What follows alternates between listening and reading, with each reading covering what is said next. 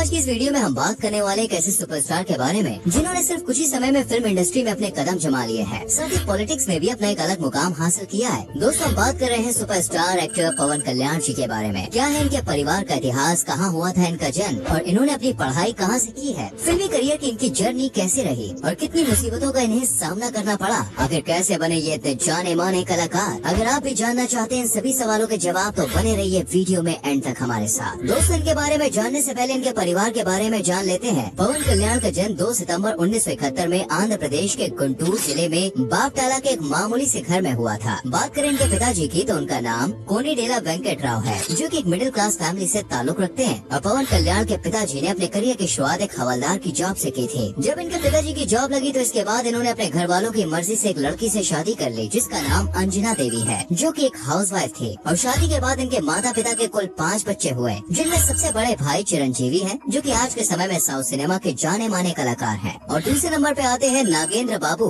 इन्होंने भी कुछ समय के लिए फिल्मों में ट्राई किया, लेकिन इन्हें कुछ खास नाम न मिल सका, इसलिए ये अब तेलुगु सिनेमा के जाने माने प्रोड्यूसर बन चुके हैं। और तीसरे नंबर पे है पवन कल्याण। वही इनकी 2 बहन भी है, जिनका नाम है विजया और माधवी राव, और ये दोनों शादीशुदा हैं। इन दोनों बहनों में से विजया के बेटे यानी साई धर्म भी आजकल फिल्मों में काफी जाने जाते हैं। फिर ये तो रही इनके परिवार की बात। चलिए अब जानते हैं इस घर के जाने माने सुपरस्टार यानी कि पवन कल्याण के बारे में। बचपन में इनका नाम कोनीडेला कल्याण बाबू था, जिसे आगे चल के बदल के पवन कल्याण किया गया। इस नाम को बदलने के पीछे एक वजह है, जिसके बारे में मैं आपको आगे बताऊंगा। लेकिन उससे पहले बात करते हैं इनकी शुरुआती पढ़ाई लिखाई के बारे में। इन्होंने अपनी शुरुआती पढ़ाई अपने घर के पास के एक स्कूल से की। और पवन कल्याण ने शुरुआत की पढ़ाई के बाद इंटरमीडिएट में CEC, MEC और MPC में भी पार्टिसिपेट किया, लेकिन वो इसमें असफल रहे और इसके बाद इन्होंने पढ़ाई भी छोड़ दी। करियर की बात की जाए तो जब ये सिर्फ 5 साल के थे, तभी इनके बड़े भाई यानी कि चिरंजीवी को फिल्मों का शौक लगा और वो चेन्नई चले गए, जहाँ उन्होंने मद्रास फिल्म इंस्टीट्यूट ज्वाइन किया, जहाँ उन्हें शुरुआत में कई मुसीबतें भी झेलनी पड़ी। लेकिन कुछ सालों के बाद इन्होंने फिल्म इंडस्ट्री में अपने कदम जमा लिए। और जैसे ही चिरंजीवी ने फिल्मी लाइन में अपना नाम बनाया,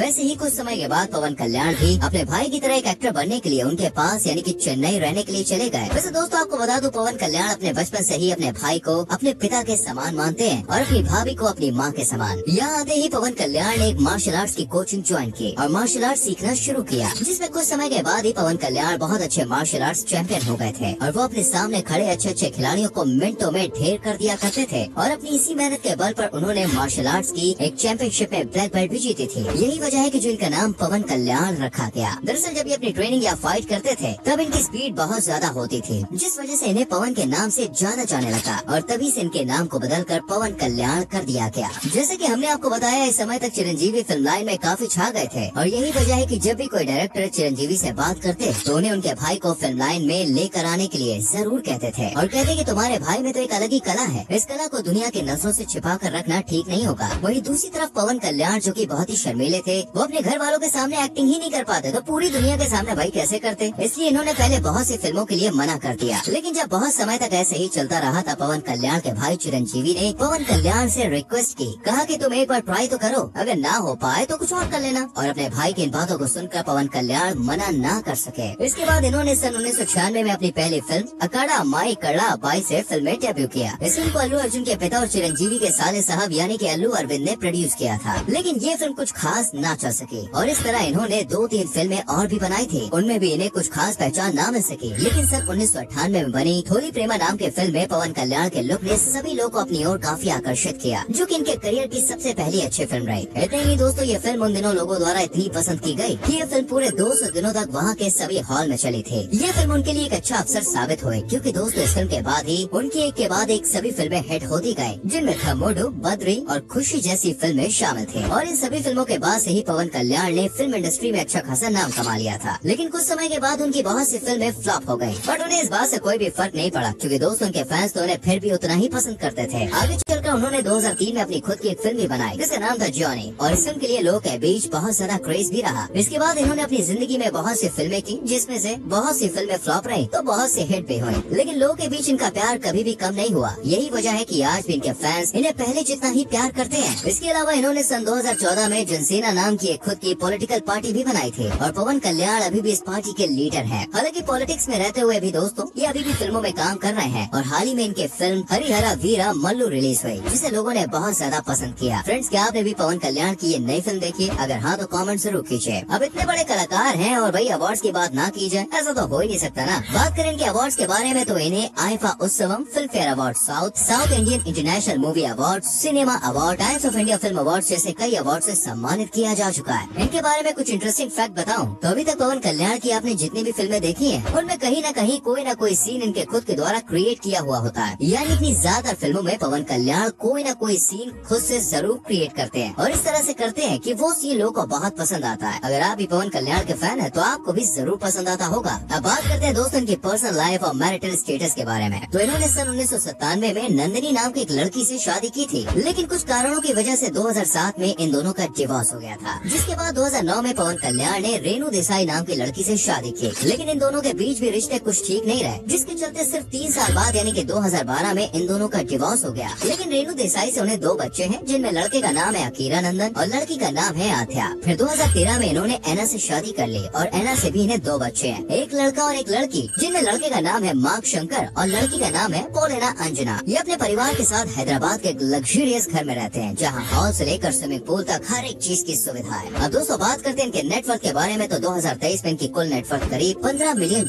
की रही, जो कि इंडियन रुपीस के हिसाब से करीब 113 करोड़ के आसपास होती है। बोला आप मुझे बताइए पवन कल्याण जी की ये जो बायोग्राफी है आपको कैसी लगी, इनकी कौन सी फिल्म आपको सबसे बेहतरीन लगती है, कमेंट जरूर करना, वीडियो को लाइक और शेयर भी करना और आने वाली वीडियोस को देखने के लिए पेज को फॉलो करना ना भूलें।